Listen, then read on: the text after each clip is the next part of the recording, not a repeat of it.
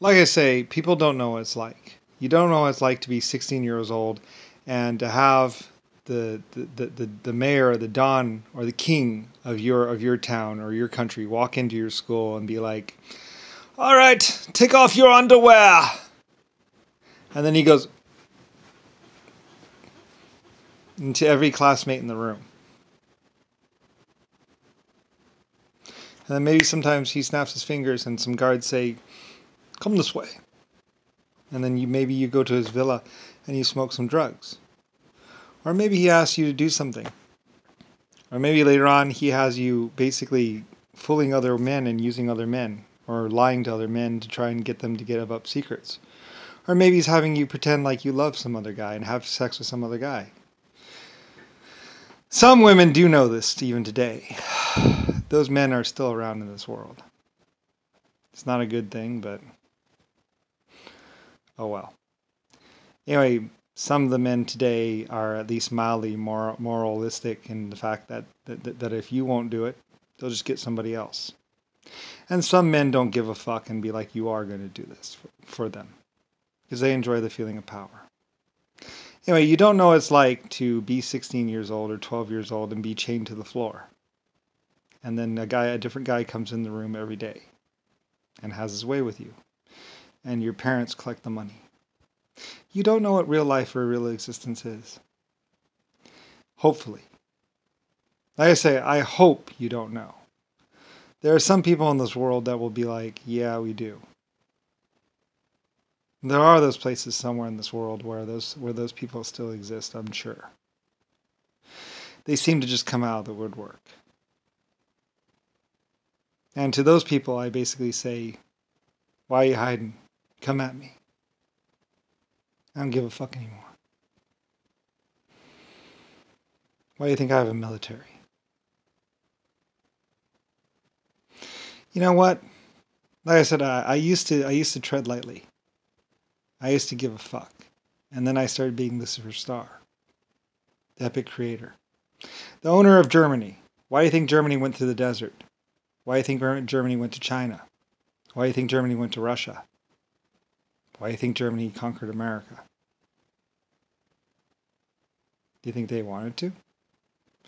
Well, I guess they kind of did because like I said, a lot of people start getting this hero thing because you know what, you can be a hero and get more women and get more money and get more of everything and feel good about it. It's actually much better to be a hero because women will flaunt their way to you and want to be with you because you are that good. It's actually easier than being bad. Like I say, it just takes a little bit more effort, but it's worth way more. Because when people say they love you, they really mean it. Anyway, though. Yeah, I was that good. Yes, I am that amazing. Anyway, though, but yeah, you know, I employed some people that were not that amazing, but you know what? Like I said, it was a funny thing. They became that amazing. Like I say, shut the fuck up. There's still these pieces of shit around me bugging me. It's like I wish they would just come out and be like, hey, I'm the one that's bugging you, so I can just punch them and throw their head into the wall. Be like, score! Chicken shit. Like, how pathetic is that? Like, wow. What, are you scared of me? Anyway, I would think not. Anyway, plenty of people should be able to kill me. But, you know, like I said, I'm that hero. So for now, until I die of old age or someone else decides to kill me, they have to be happy with talking shit to me 24/7. Because, yeah, I was that good. I did have that many heroes. And yeah, you know, they know I could possibly, or somebody would possibly get nuked if I died. Which I should hope so. It's like, yes, find whoever kills me or whoever really hurts me and nuke the shit out of them. For old time's sake. Just pop one off. I'm sure we got one laying around somewhere. Like I said, this world didn't even have nuclear bombs. I directed people. It was me in Germany. Like, I was the one who wanted to pursue nuclear power because I thought it would be a good source of energy, just like everybody else. You know, I thought, well, as long as we do it carefully, it should be fine, which it was. You know, we did lots of nuclear bombs and had lots of safety procedures, and nobody actually got hurt. It was actually when people were trying to do it behind my back that massive amounts of people got irradiated and died. And that was because other people were just, I don't know, pathetic. Like, they could have done it safely. You know, I had at least 2 or 3 nuclear projects that were done with 0 casualties and 0 loss of life. You know, very much perfect. Anyway, so, like I said, I had a nuclear cruise liner. I even had a nuclear train. Technically, I might have even had nuclear Sea-Doos. A little nuclear jet boat. All perfectly safe. You can do it perfectly safe. It's just that it's really hard. And you have to be really careful. And, you know, within a certain amount of time, and then basically you throw it away. You know, it's radioactive now. But for a little while, it works really good. You know, they lasted for a little while, you know, and basically, like I said, we had nuclear trains. We maybe even had a nuclear tractor. I don't really know. I know I had at least 2 nuclear trains, maybe 3. A square one and a round one. Anyway, we had to bury one after an accident. And we just pushed it into the ground and covered it over with cement and said goodbye. So I assume it's still down there. And I forget what happened to the other one. Like I said, I was the one who learned the hard way. There was some radioactive metal, and basically we put it into a vat of molten metal and basically created a nuclear gas. A glowing gas. And I was like, oh shit. And they hit the alarm and they evacuated the whole complex. I was like, okay, yeah, just stand, make sure you clear downwind, and just, like, my scientist said, it's probably going to create a gas, and I was like, all right, well, then make sure everybody's upwind and out of the way, and just make sure it's aware, and let's try this out. And sure enough, so, oh well, anyway, my bad. It was only a little bit of metal, though, so, I mean, and, yeah, you know, they were right. So I was like, check! So anyway, I'm the one who did that. You know, and all my people were standing upwind, and not a problem. Not a big deal at all. You know, I mean, who do you think did all this stuff? What do you think? God?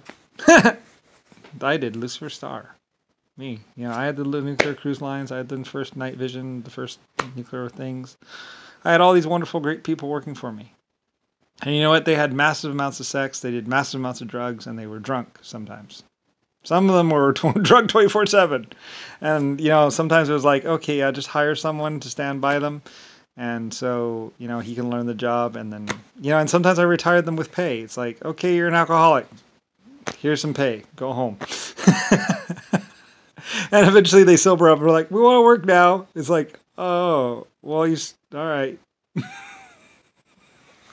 So, you know, I mean, I was massively wealthy. I'm Lucifer Star. So, you know, it was, you know, my people were living the dream life. We felt good about ourselves. I mean, some of us died for a reason, but, you know, considered heroes to all, you know, and everyone else.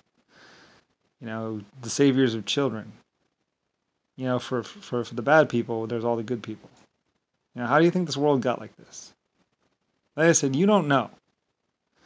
You don't know about all the bad people. You don't know about all the bad things. You know, you live in this dream world where Nixon and JFK and a bunch of other fools have basically created this fake illusion where it's all good and it only happens behind closed doors and it only happens to somebody else. It's like, no, it happens to you. It happens to you more than you think. And, you know, the only reason why it doesn't happen so much is because of someone like me. You know, someone like me who at the Halifax explosion basically said, no, you're not going to do any more war today. No, you're not going to do mass killing. And like I said, I went against the board. I went against everyone.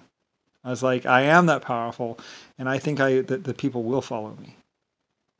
And they did. You know, so for better or worse, you know, there's a division. You know, I basically stepped out and said, no, there will be no mass killing today. And there was no mass killing for 2 or 3 or 4 or 5 years.